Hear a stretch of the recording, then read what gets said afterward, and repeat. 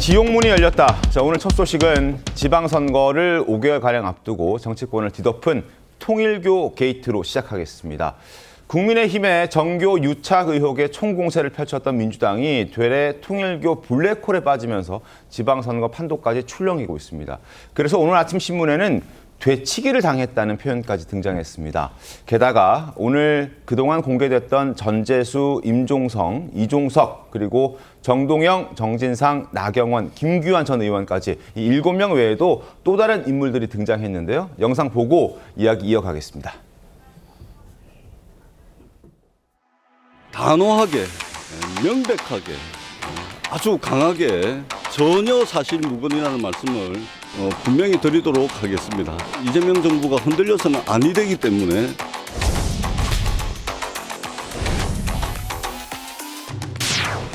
윤영호 씨를 만났습니다. 한 번 만났습니다. 야인 시절입니다.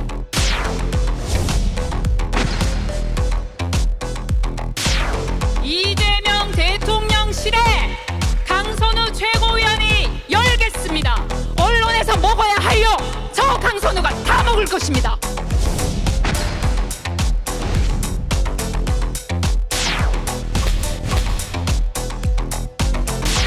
이재명 대통령은 한학자 총재를 예방하여 큰절 올린 적이 있는지, 예방을 직접 요청한 바가 있는지 국민께 답하시기를 바랍니다.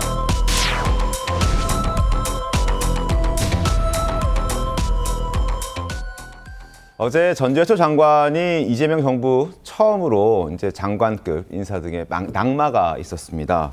그래서 이를 두고는 야권에서는 꼬리 자르기 아니냐라는 비판도 나왔긴 했는데 전재수 장관의 낙마에도 불구하고 사태는 점점 더 커지고 있는 것으로 보여집니다.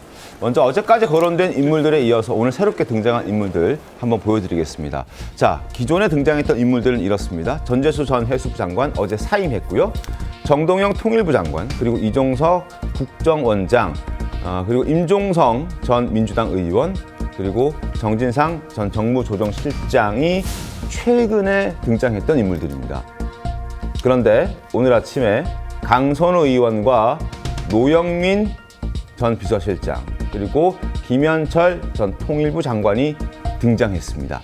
2022년 통일교 행사 때 이재명 후보 화상 대담을 추진했다라는 의혹을 받고 있고, 그런데 해명은 처음 듣는 사실이고 윤영호라는 사람조차 모른다라는 입장입니다.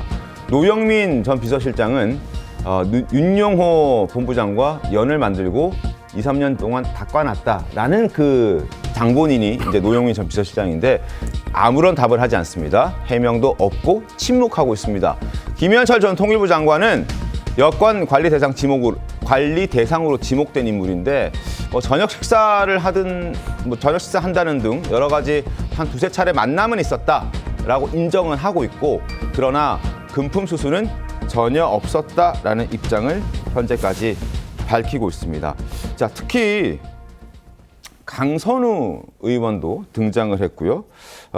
노영민, 김현철 여러 사람들이 새롭게 등장을 했습니다. 일단락이 되는 분위기가 전혀 아니고 새롭게 이 불씨가 점점 더 커지고 있는 것 같은 그런 느낌이 들 정도입니다. 그야말로 오늘 언론 보도에서도 얘기했듯이 지옥문이 열렸다, 혹은 민주당이 블랙홀에 빠졌다라는 표현들이 등장할 만큼 이 사태가 점점 커지고 있습니다. 어떻게 보셨습니까, 최병호 위원께서는?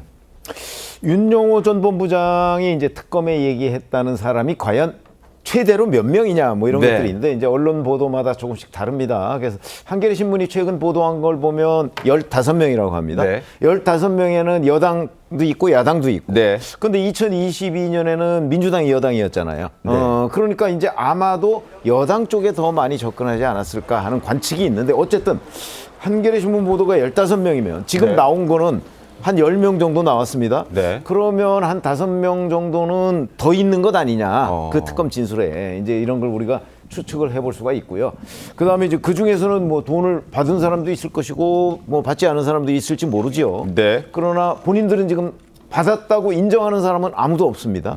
심지어는 국민의힘 권성동 의원 같은 경우 그 윤용호 전 본부장이 진술을 해서 네. 구속 기소돼서 현재 재판을 받고 있는데 아직도 본인은 돈을 받은 적이 없다고 얘기를 하고 있잖아요. 그렇기 때문에 뭐 이제 정확한 진상은 알 수는 없지만 네. 적어도 윤용호 전 본부장이 민중기 특별검사팀에 얘기했던 그 숫자보다 지금 아직도 여러 명이 지금 덜 나온 상태이기 때문에 네. 이 통일교 게이트라는 게 문을 열렸지만 점점 더 문을 열고 들어가면 더 많은 사람이 나올 수밖에 없을 것이고 네. 더군다나 이 수사를 진술이 나왔음에도 불구하고 민중기 특검팀이 하지 않았잖아요. 맞습니다. 권성동 의원에 대해서만 수사를 했기 때문에 이제부터 여권은 수사의 초기 단계입니다. 이제 뭐 경찰이 수사한다고는 하지만 네. 경찰의 수사력에 대해서 의심하는 사람도 대단히 많기 때문에 네. 그 수사가 최종적인 것이 안 될 가능성이 대단히 높다고 보면 네. 지금 이 통일교 게이트의 문은 네. 아주 초기 단계를 지나고 있다 이렇게 보시면 되겠습니다. 알겠습니다. 앞으로 그 문이 더 크게 열릴 것이고 더 많은 사람들이 등장할 수도 있다라는 말씀이었습니다. 자, 강선우 의원이 2022년 대선을 앞두고 어떤 역할을 하고 있었냐? 이재명 캠프의 후보 직속 기획단 부단장을 맡고 있었습니다. 자, 오늘 언론 보도 그래픽 하나 보여드리는데요. 지금 강선우 의원과 그리고 지금 보시는 것처럼 노영민 전 비서실장 그리고 김현철 전 통일부 장관까지 포함해서 기존에 등장했던 국민의힘 의원 전현직 의원 2명, 민주당 장관급 전현직 의원들 포함하면은 딱 10명 지금 등장했습니다. 자, 강선우 의원이 등장했고 노영민 전 비서실장 새롭게 등장했고요. 김현철 전 통일부 장관도 등장했습니다. 어떻게 보셨습니까? 점점 이 게이트가 커지는 듯한 분위기입니다. 조기현 변호사님. 뭐 수사 대상이 넓어지는 건 분명한 사실로 보이는데 네. 지금 이름이 거론됐다고 해서 구체적 범죄 혐의로 바로 단정할 만큼의 구체적 내용들이 나온 사람들은 많지는 않습니다. 사실. 네. 뭐 전재수 전 장관이 대표적인 것이고 그 외에 금품을 수수했다는 관련된 진술은 아직까지는 없습니다. 적어도. 네.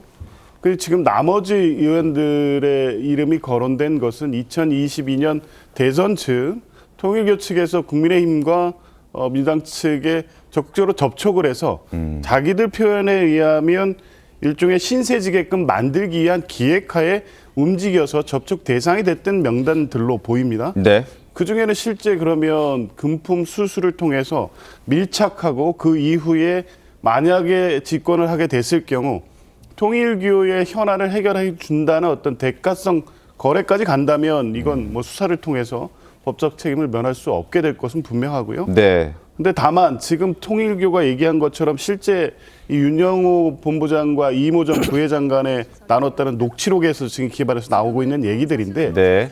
민주당 쪽에는 이런 사람이 후보 측과 연결이 되고 실제 영향력을 행사할 수 있는 사람이니까 이렇게 저렇게 접촉해 보겠다는 리스트 A, B, C 뭐 이렇게 나와 있는 정도로 뭐 네. 사람들이 밀착해서 게이트급으로 뭔가의 어떤 불법적 거래를 했다라고 보기는 어려울 것 같습니다. 어찌 됐든 이름이 거론된 이상 국수본으로 이첩된 상황에서는 뭐 수사 대상이 될 거는 분명하고요. 이 거론됐다는 걸로 뭐 무조건 뭐 이 정도 상황 외에 추가적인 어떤 증거라든가 진술 관계를 확보를 하고 있을 겁니다. 어느 정도. 네.